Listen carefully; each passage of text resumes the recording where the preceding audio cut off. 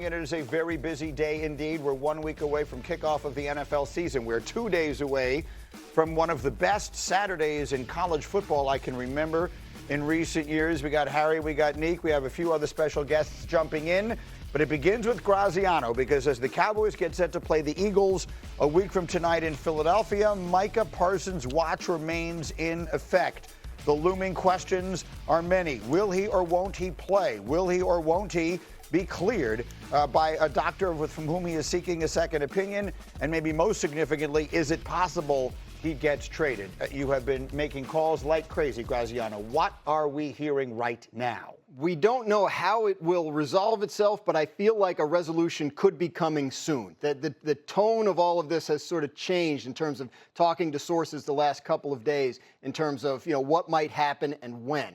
I think, there are still all the possibilities you talk about. He could show up and play on his current contract. He could get a new contract. He could sit out, with the back issue, and he could get traded. I think those are all on the table. So everybody wants to know what's going to happen. I don't think anybody knows that right now. But I do think a trade is a stronger possibility than I would have given it credit for, say, a week ago when Dallas was telling everybody, no, he's a Cowboy, no, he's a Cowboy. It sounds like they're at least having some conversations that could lead that way. Right, and so people will then immediately jump to what are the usual suspects, what should the expectations be.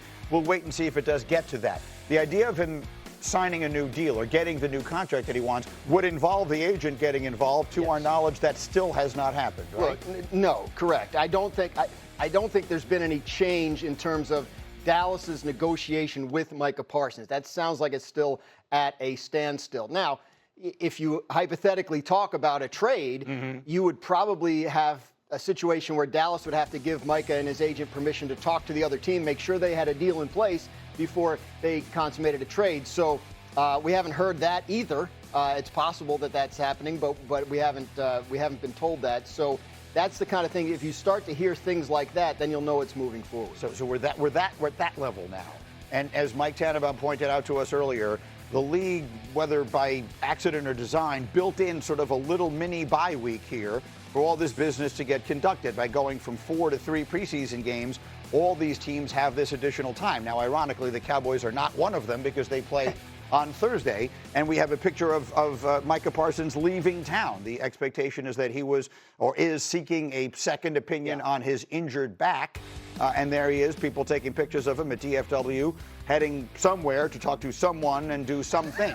That's about as specific as I can be at this juncture. What do you think, Dominique? So I think what first comes to mind is like the rest of the players on the team, and like not necessarily that this is a distraction, but it is a type of player that's so important and so valuable that it changes the direction, the trajectory of what your franchise is doing. And so this is odd, unusual to have anything involving a player of that stature feel like it's in such limbo. This is as close as you can get to having some sort of quarterback drama without it being a quarterback. This changes whether you think you're going to be competitive for a championship in the next couple of years or not, which I assume that everyone in that building right now is thinking like, yeah, we're trying to make a run. Maybe other people don't think that, but they believe that they're trying to make a run in the next couple of years. If Micah goes away, depending on what you get back and anybody else like growing or getting better, he goes away, that really reduces that opportunity for that team. Well, so here's the thing, though, right? You can get all the draft picks you want. There's not a guarantee that you're going to hit on those draft picks. Correct. What we do know is guaranteed is Micah Parsons going out there being a game wrecker, being someone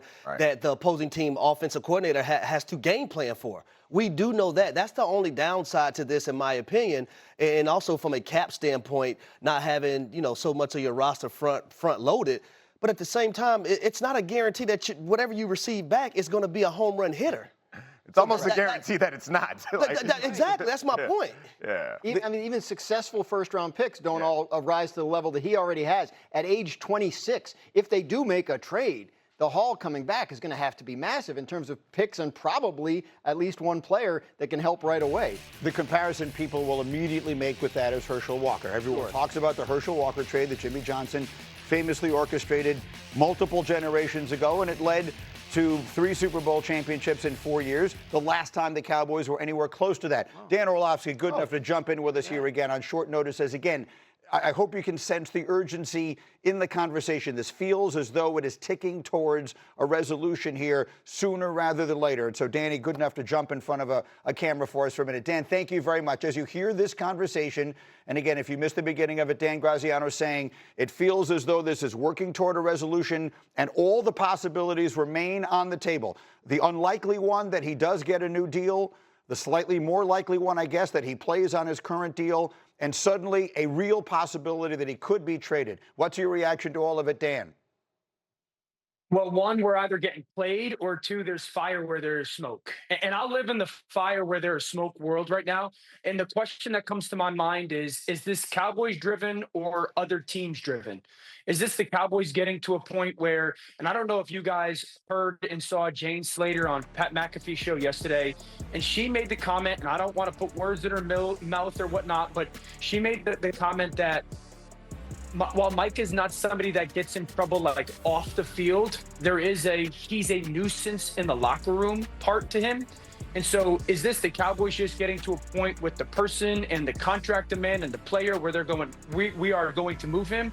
Or is this coming from other teams and they've received calls and maybe had offers or at least preliminary talks of, wait, we can get 3 first-round picks and a starting player at a different position if we actually do this? And that's what the most interesting part of it to me is, if it's very real. It's got to be pointed out that Dallas's first choice was to sign him. That Jerry Jones is not kidding when he says he wanted to sign him back in March and felt like he made a really strong offer and felt like they had a deal. So you get to a point now where it's like, if you're convinced he's not going to play for you, right? Or if you're convinced you've just gotten to the point where, hey, this isn't worth dragging this out anymore, maybe we should take some of these teams' calls. That may be where they've landed. I think any of us who've been around this league for a while have heard like the nuisance in the locker room things before, which it feels like maybe it's true. But the Dallas Cowboys are moving on from somebody because they are a nuisance? Like that to me seems like that is like spin after they do something. It's like, oh, but we didn't really love him anyway. Come on. Cowboys. This is a man who did a top 10 quarterbacks list on his podcast, did not include his own quarterback, and no one said or did anything about it. The idea that just now they woke up this morning and said, you know what, maybe this guy isn't worth the trouble, after Jerry Jones himself acknowledges, I negotiated a new deal with him and the agent told me to stick it you know where. I mean, the bottom line of it is this. If they trade him, they can say whatever they want.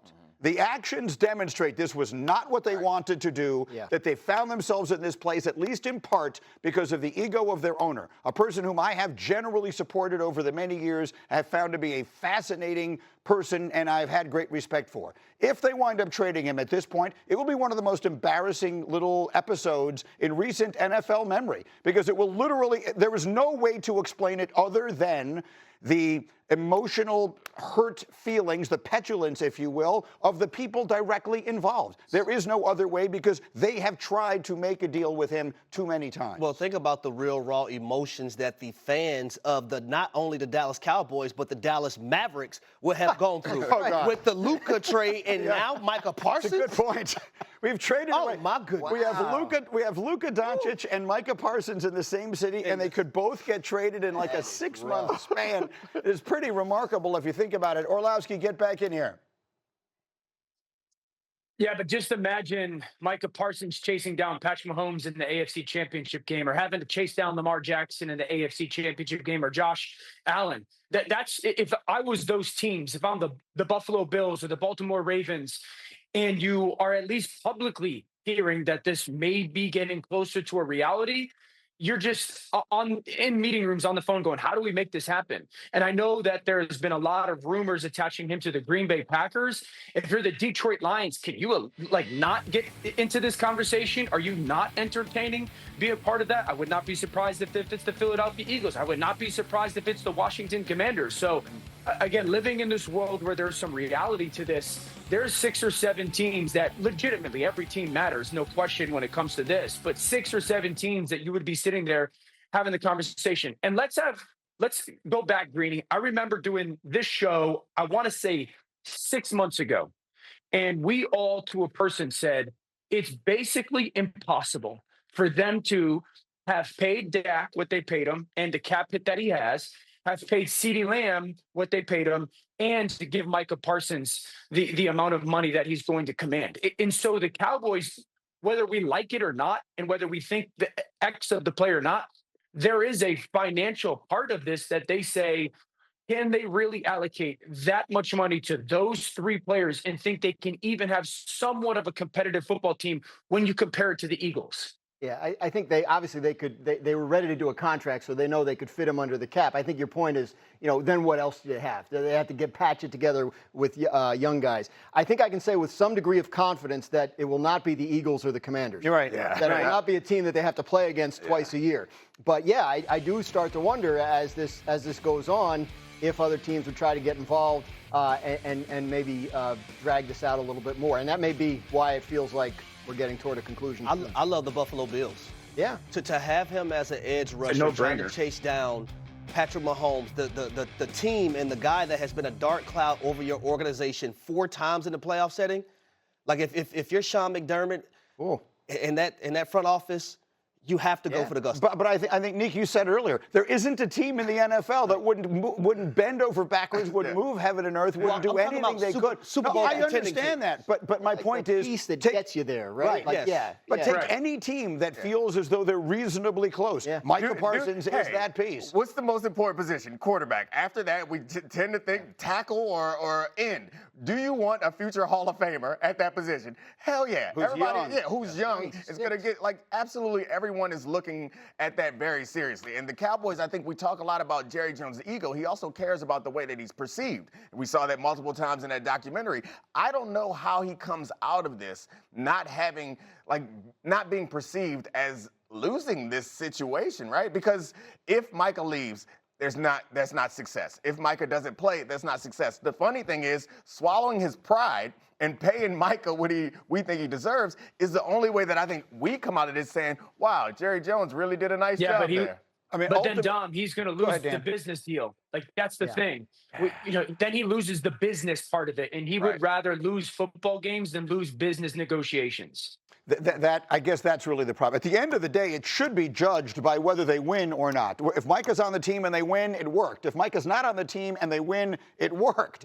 So that's really what it should come down to. Only with the Cowboys does it feel as though that's a secondary consideration. Dan Orlovsky, thank you so much for jumping in for a couple of quick minutes on this Thursday. We will see you soon. We'll get to the college as we continue. It is the big